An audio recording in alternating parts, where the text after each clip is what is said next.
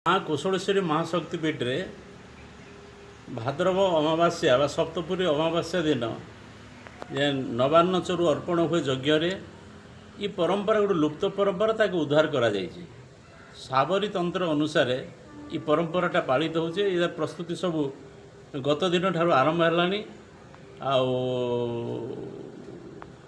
नुआ धान रे चरु तैयारी करा जाए एवं यज्ञ रे केवल से चरु आमे अर्पण करू देवी को एवं देवी को आवाहन करा जाए जे माँ तुम आस तुम शुक्ल पक्ष आसी जाऊँगी आ समस्ते तुमको निमंत्रण करी गाँ गाँ को नेबे एवं निज गाँव में से नुआ लगे नैवेद्य दे से नवान्न भक्षण करेंगे। तेणु प्रथम ये माँ को आवाहन करा जाए गोटे प्रकार आवाहन पर्व यहाँ एवं बहुत वर्ष पूर्व ये सब होता साबर तंत्र कालक्रमे दक्षिण कोशलांचल जितेबाला सांस्कृतिक विघटन घटी अनेक शास्त्र पुराण ग्रंथ लोक अनुष्ठान ये सब जाक लोप पाई जाइए।